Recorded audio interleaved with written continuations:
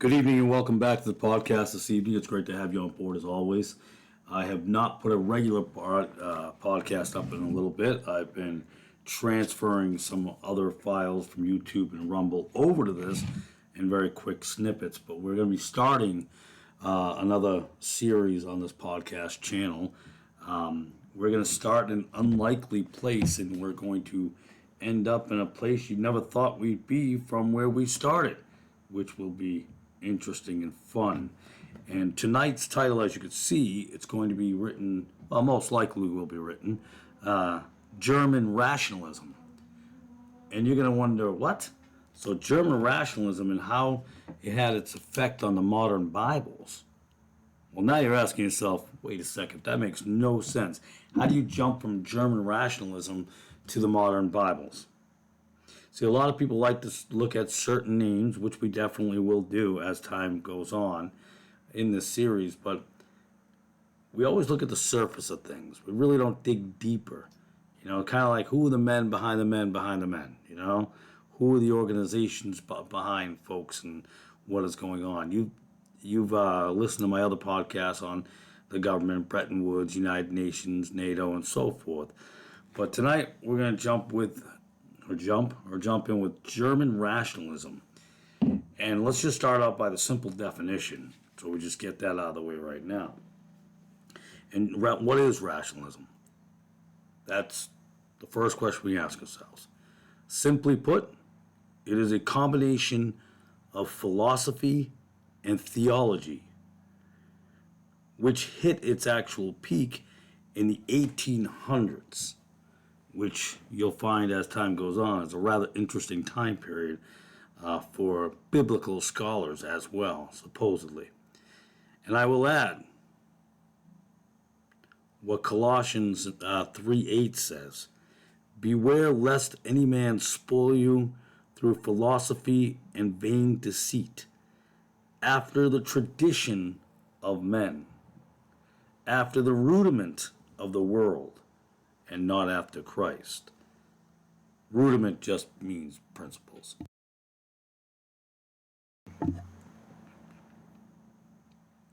A little like the Neoplatonism, which the early Roman Catholic Church embraced wholeheartedly, I might add. But we're going to begin with a name you probably never heard, unless you're in the philosophical realms and you're in the American philosophy and all that good stuff. Not really. Non-biblical.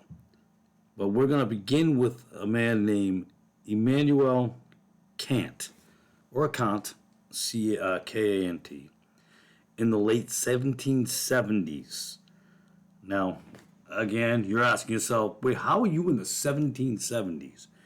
When the American independence was happening, you're talking about some guy way back then. The Bible didn't even get here yet. The King James wasn't even here. The Geneva was barely here. Well, he would actually be considered the father of the generation now of German rationalism. I talked about how the Bretton Woods system in 1944 was the beginning of the end of what they're trying to do to destroy this country. And that's 80 years ago. So here we have another gentleman, kind of the same time frame, 80 years before the beginning of the end of destruction with all the modern Bibles. Here comes this gentleman, Immanuel Kant. And he, as I said before, was considered the father of the generation, or this generation, these last generations of German rationalism or philosophy, which was later used. See, now this system is later used now unabashedly for the modern Bibles. And I'll also add that Kant was Lutheran, which is an offshoot of the Catholic Church. Don't be fooled, it's an offshoot. And why do I mention this? Why is this so important that I'm going to mention this?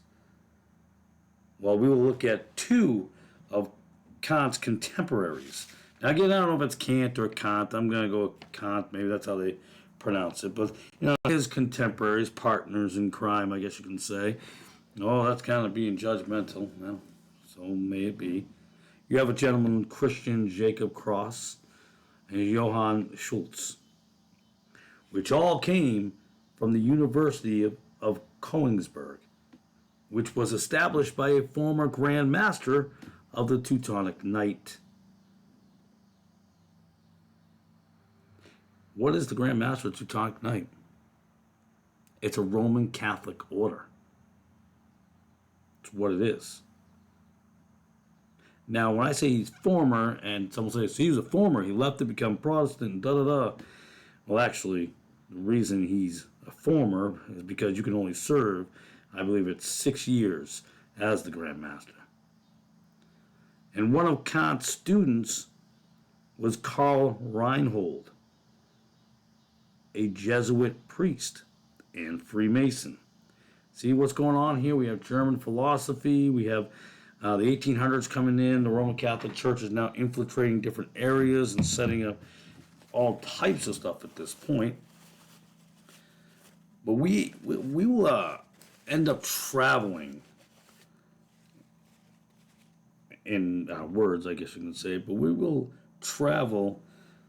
end up traveling, I should say, down to Friedrich Adolf Trendelberg. Isn't it interesting? I will add here.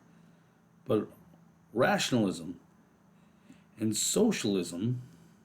Now, some are going to argue with me some of the rationalism of the 16th century, 17th century, the 18th. Well, we're talking the pinnacle here. We're entering into the 1800s. But rationalism and socialism rose in the mid-1800s, where you get all of this philosophy which has influenced men, many different men out there that exist. I'm trying to, I had some notes put aside so I wouldn't forget them, but, that's a podcast for you.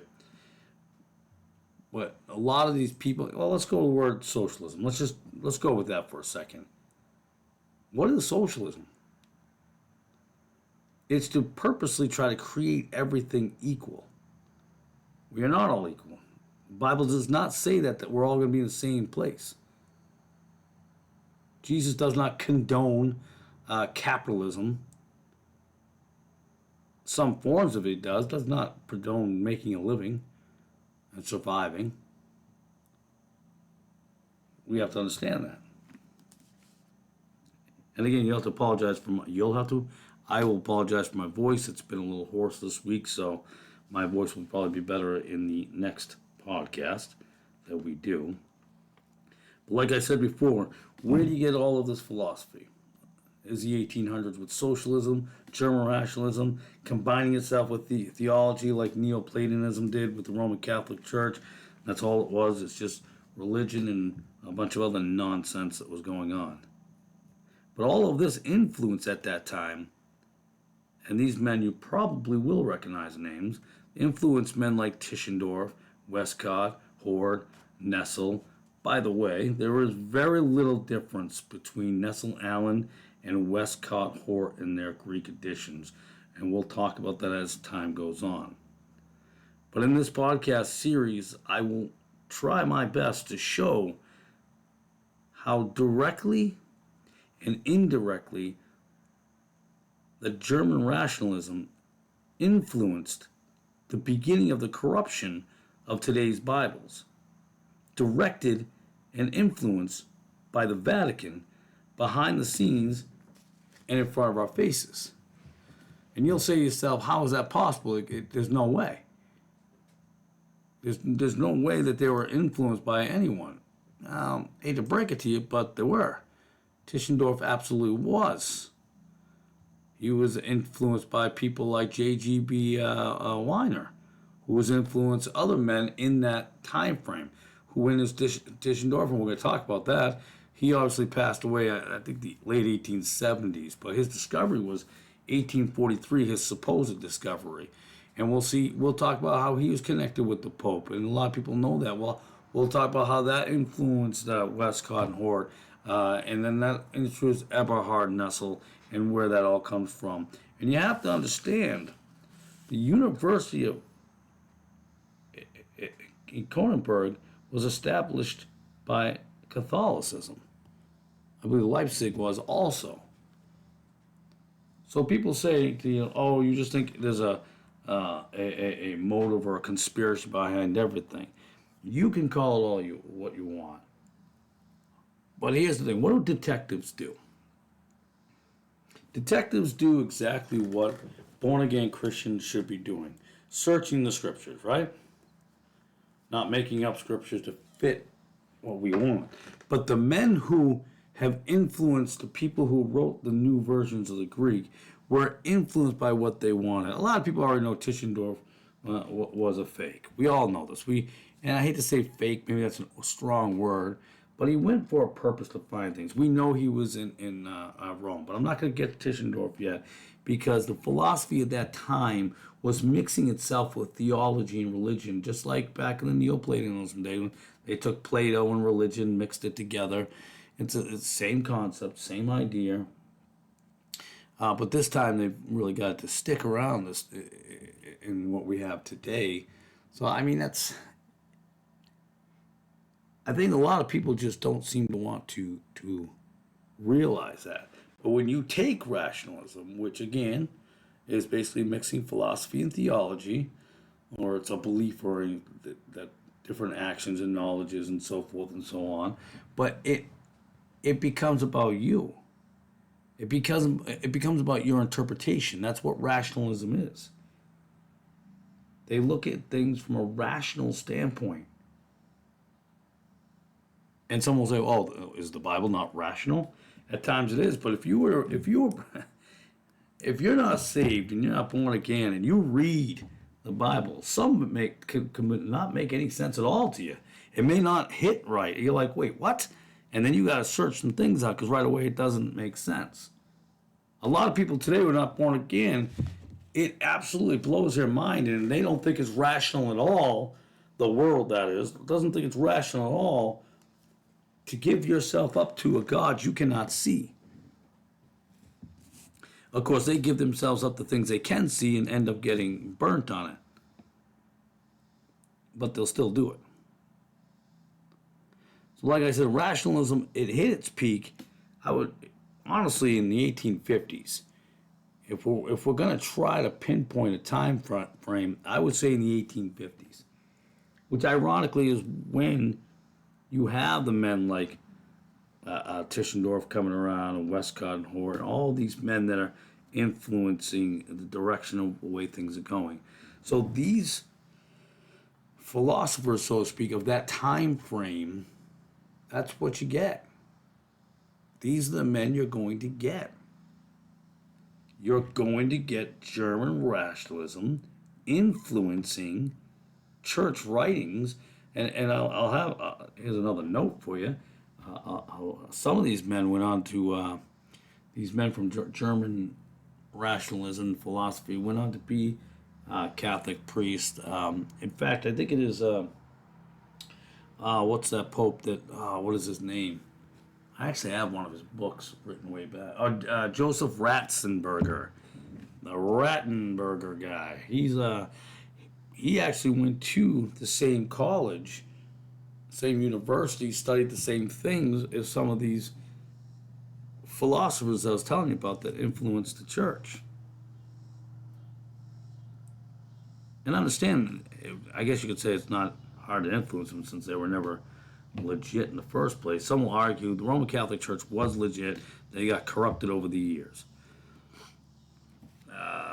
No, they were rather corrupt from the get-go. I mean, you can't just say it just happened now out of the clear blue. But there are going to be a lot of names that we'll talk about that you've never heard of. And you would never think to go that far back. People will choose not to. They'll say, "Oh, you're going way too far back." But then when we come to manuscripts, they'll say, "Oh, no, we need to go further back." Very selective of what we want to go back on and what we want to discuss and what we want to discover. So using that term, discover what we want to discover. And that's the problem with folks, is they want to find what they want to discover. And I have found that most people who are supporters of modern Bibles seem to be living in the world, still in worldly activities, no change in life. Change in life is you would walk away from all those things, but there's no change. You're just like the world, nothing changes. And that's exactly what the intentions of German rationalism and Neoplatonism was, or Neoplatonists. At least the Sedevacantists got it right when they were trying to stay old school, but they didn't even kind of know what their old school is. It's killing, and they say it's not. Well, it is. But they keep wanting to mix world and religion, world and religion, world and religion, world and religion, theology, religion, mix it together with philosophy. Again, we talked about Colossians 3:8, did we not? Beware lest any man spoil you through philosophy and vain deceit, after the tradition of men, after the rudiments of the world, and not after Christ. For in him dwelleth the fullness of the Godhead bodily. You're not saved. You don't get this. You want to keep on finding things. You need evidence. Well, what I'm going to do in this series is give you evidence. Now, a lot of people will say, "Oh, I don't believe that. You're just trying to connect things." Isn't it interesting when they don't like something, you're trying to connect things? I get it. I'm one of those odd people. Way back before I started doing this, I was very much into connecting political figures to other political figures and corporations behind the scenes and following things, and now that's helped me. Now as a born again Christian, I look into the areas nobody really looking into, the areas where everybody thinks it's just a coincidence. Ask a lot of detectives out there, and I'm going to tell you right now, you're going to have cops tell you that sometimes the things that are weird coincidences are literally what drives them to the answer.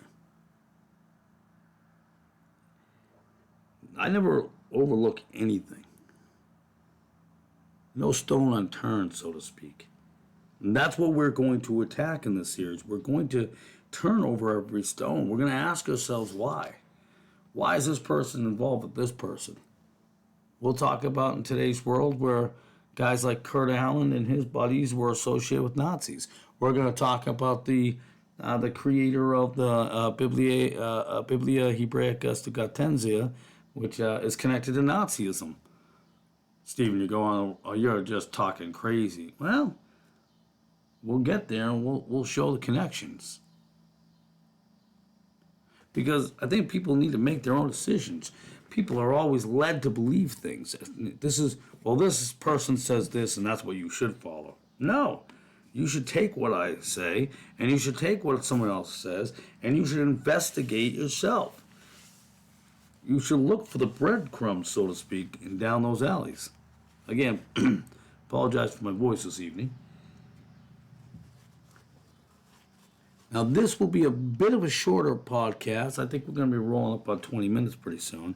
But we're going to try to keep these particular ones a half hour. Maybe we'll go an hour on some of them. We want to make them short, but, to the point. But I think you're going to be amazed at all the connections you'll find. Finding these newer manuscripts and so forth also ties into all of what I'm talking about, going back to the 1800s, when these men were looking.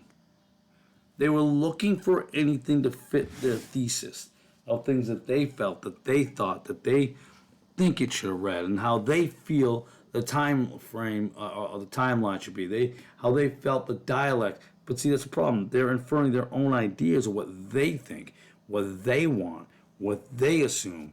And I think if you're a born again Christian, you're reading the Bible, that's not how you approach it.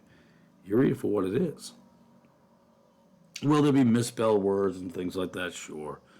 I think we can all agree with that. Even modern Bible scholars will also at least agree on that sometimes it's just a word misspelled because of the time frame.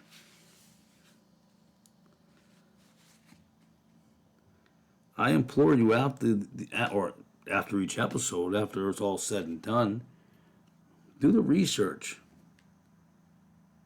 Don't let people tell you what's a conspiracy. You do the research and tell yourself, or find it yourself after prayer, is it a conspiracy? You judge it for yourself.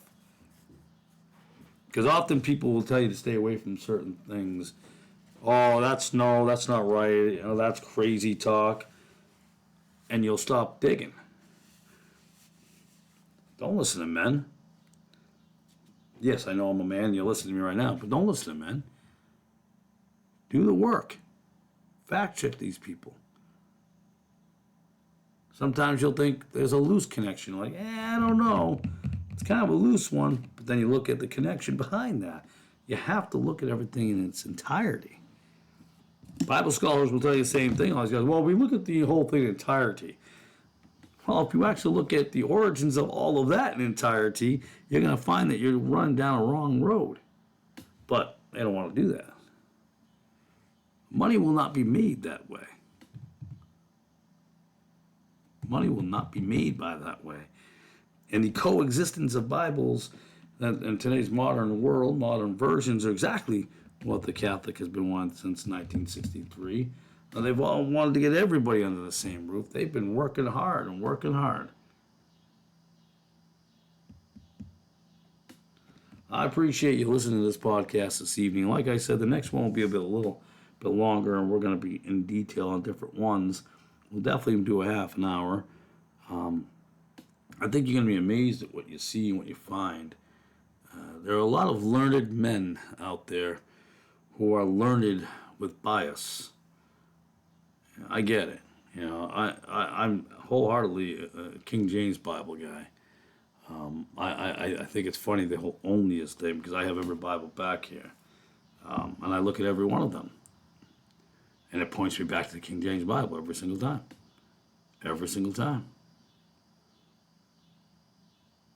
Don't let people tell you what to think. And I find it funny, the minority is going to be, when I say minority, I'm not talking about ethnicities. A minority of Bible believers will be attacked, as they always have throughout time. Ask yourself, if your religion is the biggest religion, you're probably not in the right religion. It's always been the smaller groups and crowds throughout the history. I appreciate your time as always this evening, especially putting up with my voice this evening. With that, God bless, and have a beautiful day. Good night.